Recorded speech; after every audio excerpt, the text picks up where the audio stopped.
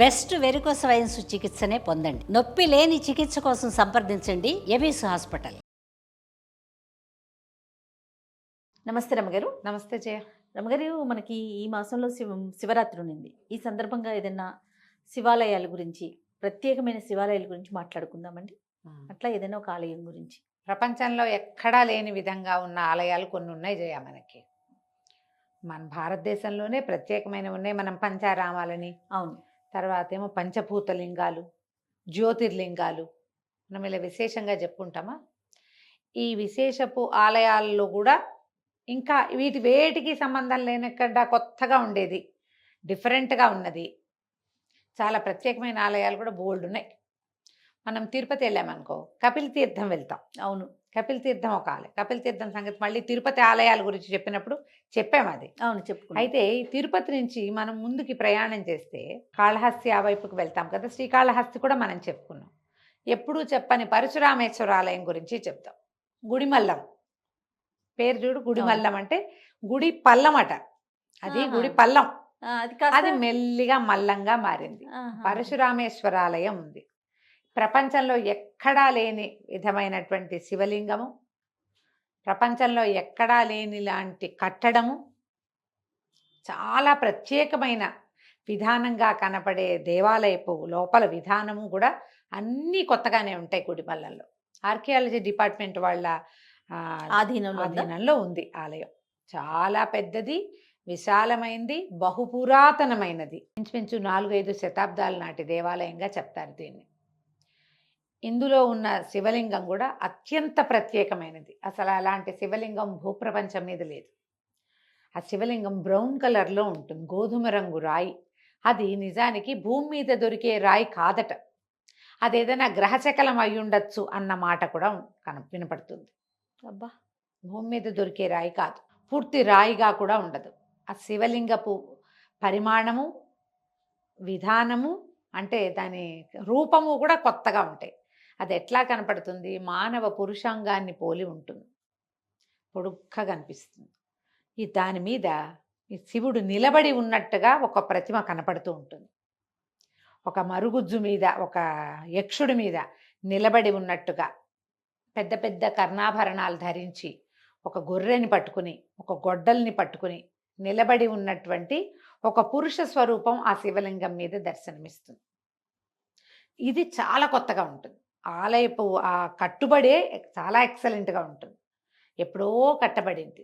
మధ్యలో అసలు కొంతకాలం ఈ గుడికి ధూపదీప నైవేద్యాలు కూడా లేవట. ఈ ప్రాంతం వాళ్ళే కొంతమంది బాగా పట్టుబట్టి దీని మీద బాగా గవర్నమెంట్కి అర్జీలు పెట్టి మళ్ళీ దాన్ని ప్రచారంలోకి తీసుకొచ్చారు. గుడి అంతరాలయం కూడా మామూలుగా మనం ఏ దేవాలయంలో అయినా ఏం చూస్తాం, మనం ఎలా నుంచున్నామో మనకు అదే దగ్గర కొంచెం కనపడతాడు.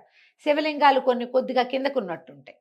అవును కదా. ఈ మన ఇటీవల కాలంలో ఎక్కడికి వెళ్ళాం మేము, కొన్ని చోట్ల దేవాలయాలు కొద్దిగా ఒక అడుగు కిందకున్నట్టు కనిపిస్తాయి. మన ఈ హైదరాబాదు చుట్టుపక్కల దేవాలయాలు చూసాం ఈ మధ్య. ఈ చెరువుగట్టు అక్కడ కూడా కొద్దిగా కిందకున్నట్టు. ఇది అట్లా కాదు, బాగా లోతుగా ఉంటుంది. మెట్లు దిగి లోపలికి వెళ్ళాలి. సాధారణంగా అందరినీ ఆ దిగి లోపలికి రానివ్వరు. మనం నుంచుంటామా, శివలింగం లోతుగా కింద కనపడదు. కింద మళ్ళీ ఏదో ఆయన ఒక్కడే ఇరుక్కున్నట్టు కాదు, పెద్ద ప్లేసు.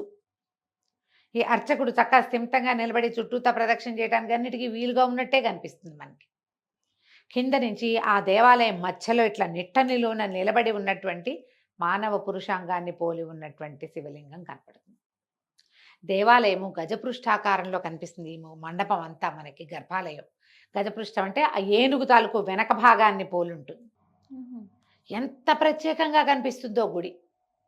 ప్రతి శిల్పము, అసలు ఆ ప్రతి కోణము, లోపలికి వెలుగొచ్చేలా పెట్టిన ఆ ఫిజిక్సే మనకు ఆశ్చర్యంగా ఉంటుంది, ఆర్కిటెక్చరే. అలా వెనకాల తిరుగుతుంటే మామూలు శివాలయంలో కాదు, ఏదో ఒక ఈ హంపి, ఎల్లోరా అట్లలో ఒక రకరకాల శిల్పాలు అద్భుతంగా అట్లా చేయబడి ఉన్నట్టుగా కనిపిస్తుంది. చాలా ప్రత్యేకంగా ఉంటుంది. మనం ఎప్పుడూ తిరుపతి వెళ్తాం, సాధారణంగా తిరుపతి తిరిగి వచ్చేస్తారు అందరూ. ప్రఖ్యాతంగా వెళ్ళేది ఎక్కడికి? శ్రీకాళహస్తి. శ్రీకాళహస్తి బరిగెడతాం, కాణిపాకం బరిగెడతాం. ఈ కాంచీపురం వెళ్తారు, వెళ్ళే దారిలో తిరుత్తణి కనపడుతుంది, కొండ మీదకి వెళ్తాం, ఇలా కారు పైకి వెళ్తుంది. ఇవి చూస్తాం. ఈ గుడిమల్లానికి ప్రత్యేకంగా వెళ్ళే వాళ్ళు కనపడరు. అవును, ప్రతిసారి వెళ్ళొద్దు మీరు, కానీ ఒక్కసారైనా తిరుపతి నుంచి 40 కిలోమీటర్లు ఇంచుమించుగా దూరంలో ఉన్న ఈ దీన్ని చూడండి, గుడిమల్లంని. ఆర్కియాలజీ వాళ్ళ సంరక్షణలో ఉంది కాబట్టి శిల్పాలు అవి ఇవి ముట్టుకుని గందరగోళంగా చేయకూడదు. చక్కగా ఫోటోలు తీసుకోవచ్చు, మనం స్వామిని విశేషంగా సేవించవచ్చు. ఇలా లింగం ఎత్తుగా కనపడుతుంది, 5 అడుగుల పైన ఉంటుంది జయ, అంత ఎత్తు ఉంటుంది. ఈ శివలింగానికి పైన శివుడు, మధ్య విష్ణువు, భూమి కింద భాగం బ్రహ్మ, అలా చెప్తారు. త్రిమూర్తి స్వరూపంగా చెప్పబడుతుంది. పరశురాముడు ఈ ప్రాంతంలో తపస్సు చేసుకుంటే ఆయనకి లభించిన ఈ శివలింగాన్ని ఆయన ప్రతిష్ఠ చేశాడని చెప్తారు. అందుకని పరశురామేశ్వరాలయంగానే చెప్పబడుతుంది ఇది. ఆయనే పూజించాడని, ఆయనే ఇది ప్రతిష్ఠ చేశాడని. పరశురాముడు అంటే ఏనాటి పరశురాముడు? అవునవును. అప్పటిది అనమాట.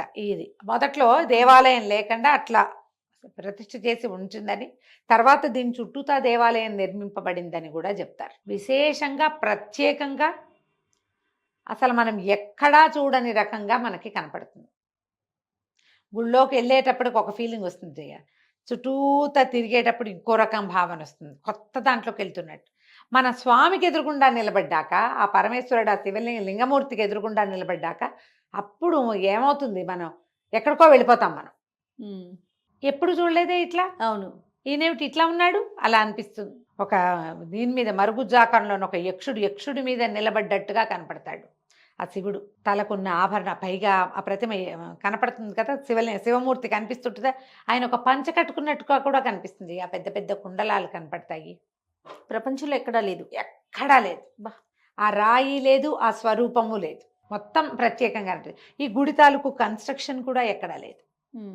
బయట మనకి 4 పక్కల దేవాలయాలు కనిపిస్తే, ఒక సూర్య దేవాలయం ఉంది, చిన్న మండపం, అమ్మవారు కనపడుతుంది. తర్వాత వల్లి దేవసేన సమేతంగా సుబ్రహ్మణ్యం కనిపిస్తాడు, గణపతి కనపడతాడు.